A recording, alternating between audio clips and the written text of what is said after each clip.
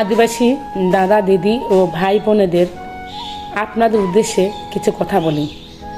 দয়া করে কথাগুলো শেষ পর্যন্ত শুনে যাবেন।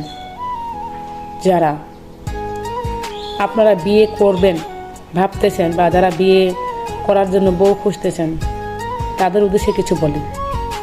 আপনারা বউ দেখতে গেলে আগের মতো আর জিজ্ঞাসা করবেন না যে আপনার কারোর সাথে রিলেশন আছে নাকি, কারণ সেই যুগ আর নাই। কারণ আমার দৃঢ় বিশ্বাস ভালোবাসা এবং সম্পর্ক ছাড়া বর্তমান কেউ আর বাঁচে না। তো তাদের জন্য বলি, সেই কথাটা বাদ দিয়ে আপনারা যারা বিয়ে করবেন বলে ভাবতেছেন তারা এইটা প্রশ্ন করুন যে আপনাকে আমার ভালো লেগেছে, বিয়ের পর আপনার কি করার ইচ্ছা আছে আগে শুনবেন।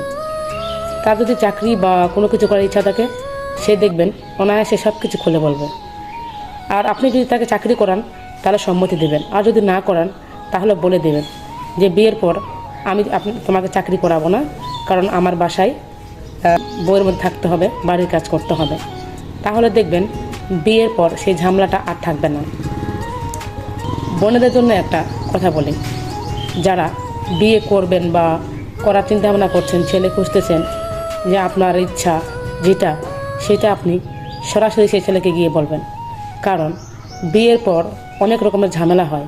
আর আমাদের আদিবাসীদের মধ্যে এরকম একটা বিষয় থাকে যে ও তো অনেক পড়াশোনা করেছে বা নার্সিং কমপ্লিট করেছে বা অনার্স কমপ্লিট করেছে, সে বিয়ে করে কত সুন্দর সংসার করছে, আর তুমি কেন সংসার করবে না, তুমি কেন চাকরি করবে? এরকম বাধা বিপত্তি আমাদের আদিবাসী সমাজে এসে থাকে।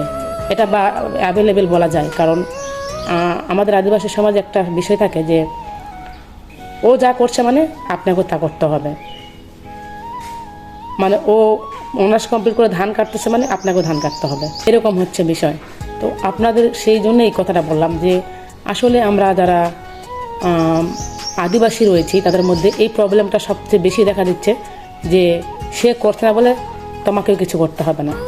কারণ ভাই দেখেন, বিয়ে করা বা সংসার করা, বাচ্চা নেওয়া এবং ফ্যামিলি সামলানো, এসব ছাড়াও মানুষের লাইফে একটা বাগান থাকে, প্রত্যেকের জীবনে একটা বাগান থাকে। সেই বাগানে একান্তই তার অধিকার,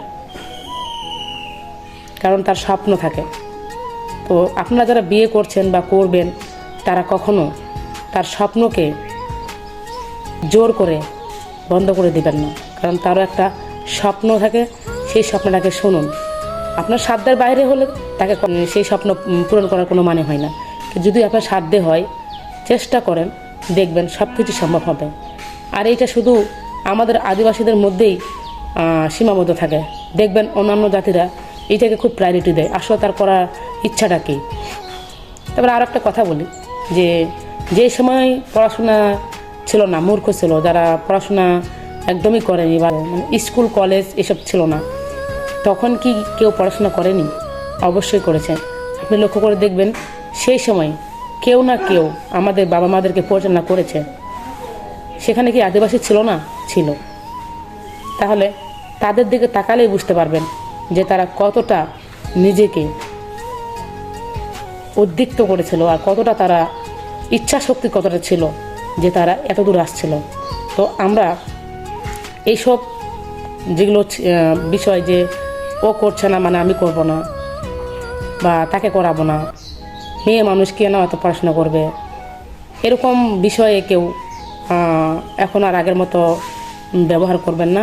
আশা করি শিক্ষিত সমাজ, শিক্ষিত দেশবাসী, আমাদের আদিবাসীদের এগিয়ে যেতে হবে এবং সামনের দিকে আমাদের এগোতে হবে। আর এই জন্য আমাদের প্রয়োজন আমাদের ইচ্ছা শক্তি এবং তার ইচ্ছা শক্তিকে প্রাধান্য দেওয়া।